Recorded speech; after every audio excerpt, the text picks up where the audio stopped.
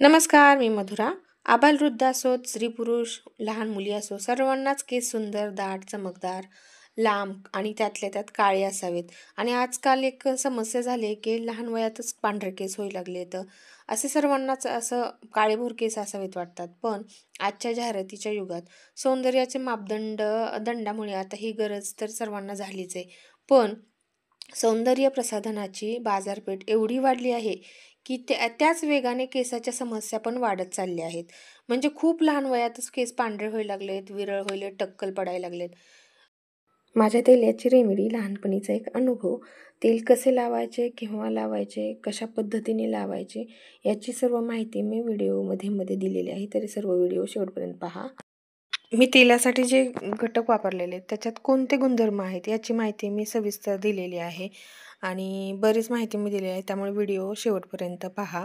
आता इथे मी मेथीदाणे एक दिवस आदल्या दिवशी भिजू घातले होते, रात्री बांधून ठेवले होते. त्याला थोडेसे थोडेसे मोड आले. ब्राह्मी घेतले, आवळा चूर्ण घेतले, त्याच्यानंतर त्याच्यानंतर कढीपत्ता घरचाच घेतलेला आहे, भरपूर घेतला कढीपत्ता.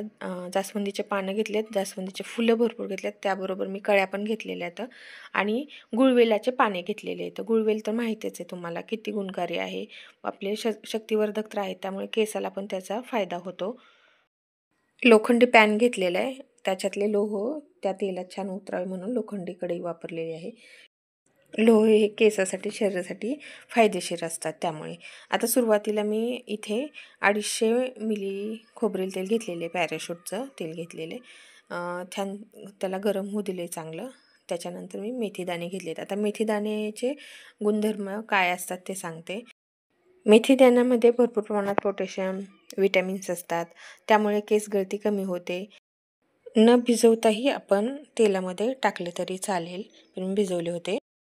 मी पहिल्यांदाच सांगितलं आहे की तेल कसं लावायचं ह्याची पण पद्धत असते. तर तेल लावताना हलक्या हाताने गोलाकार फिरवून केसाच्या मुळाशी त्वचेलगत लावायचं, योग्य दाब देऊन लावायचा. नंतर मध्यभागाला केस लावायचा आणि नंतर टोकापर्यंत तेल लावायचं, जेणेकरून ते कोरडे पडत नाहीत आणि जे फुटवे येतात, म्हणजे आपण फाटे फुटले म्हणत नाही का केसाला, तसं काही होत नाही.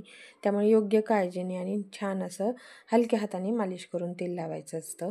आता मी मेथीदाणे छान त्याच्यात मी तेलात टाकून त्याला छान उकळून घ्यायला लागलेले, म्हणजे फ्राय व्हायला लागलेत.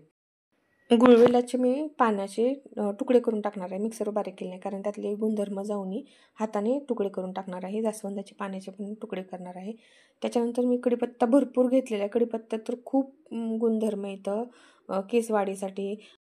कढीपत्त्याची पेस्ट करून ते जर आपण मेहंदीसारखे जरी केसाला लावलं तर ही खूप फायदेशीर आहे. माझी मुलगी केस धुईच्या आदल्या दिवशी तेल लावते आणि दुसऱ्या दिवशी केस धुते. मी तिला म्हणलं, अगं असं तेल लावायचं नसतं. माझी आई रविवारी ज्यावेळेस केस धुवायची माझे, त्यावेळेस केस धुतल्यानंतर तेल लावायची. ती म्हणली काही पण असतं का, तेल नंतर लावतेत का? पण तिला मी पटवून दिलं की आम्हाला हे असंच वाटत होतं की केस धुतल्यानंतर तेल कसं लावायचं, पण आम्ही काही बोलत नव्हतो, आईचं ऐकत होतो. मग तिला सांगितलं की अगं तेल लावायची पण पद्धत असते. तेल लावताना मुळाची त्वचा ही स्वच्छ असली पाहिजे, कारण मुळा जर घाण असल्या किंवा घाम येत असेल, धूळ असेल, तर त्याला तेल लावत असाल तर बुरशीजन्य इन्फेक्शन होते, त्यामुळेच कोंडा होतो, केस गळती होते, त्याच्यानंतर केस खाजवतात, तुटतात.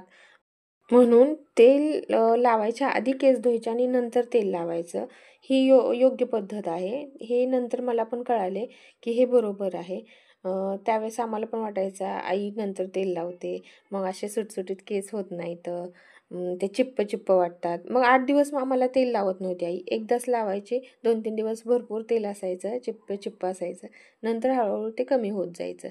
पण अशा पद्धतीने लावलेलं खूप फायदेशीर झालं आणि मला आता वाटते की माझे केस जे लांब ते आहेत ते त्यामुळेच असतील.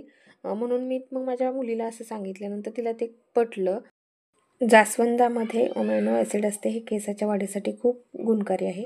कढीपत्त्यामध्ये लोह, फॉस्फरस, कॅल्शियम, आयर्न, लोह, विटॅमिन सी, तसेच कॅल्शियम असते, पोटॅशियम असते, त्याच्यामुळे केसाच्या वाढीसाठी चांगले होते. त्याच्यानंतर पांढरे केस होत नाहीत, हे खूप महत्त्वाचे आहेत कढीपत्त्याचं. त्याच्यामुळे मी भाजीतसुद्धा खूप कढीपत्ता टाकते. पहा असा कलर छान आलेला आहे तेलाला, की ते पूर्ण आता झालेलं आहे माझं तेल. आणि आता मी हे चाळणीतून गाळून घेणार आहे. मी कपड्याने घेणार नाही. शेवटी शेवटी जे थोडंसं गाळ राहतोय तो तसंच मी बाटलीत ठेवणार आहे. कारण ते जरी गाळ राहिलं असलं तर ते खाली तळाला जाऊन राहणार आहे आणि जितके दिवस राहील तसे त्याचे अंश त्याच्यामध्ये तेलात उतरत राहील.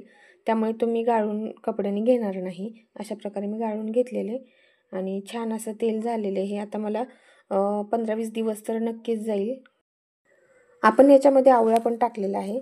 आवळ्याचे गुणधर्म तर सर्वांना माहीतच आहे, की आवळा हा वात, पित्त, कफ या तिन्ही दोषावर उपाय करतो. पांढरे केस होत नाहीत. त्यामुळे कोंडा होत नाही, केस काळे राहतात, वाढ होते, गळणे थांबते. त्यामुळे आवळा तर अमृत फळच आहे. आवळ्याचा ताजा रस जर आपण घेतला, आता सीझन चालूच आहे. आपल्या दिवाळीनंतर सीझन चालू होतो, तो फेब्रुवारी महिन्यापर्यंत असतो. त्यामुळे तुम्ही ते आवळ्याचा रस जरी खडीसाखराबरोबर घेतला तर खूप म्हणजे ताजा ताजा तर केसावर खूपच त्याचा परिणाम होईल. कारण शरीरातनं गेल्यावर तर खूपच त्याचा फायदा होईल. ब्राह्मी हे गुणधर्माने शीतल आहे, शक्तिवर्धक आहे, स्मरणशक्ती वर्धक आहे, बुद्धिवर्धक आहे.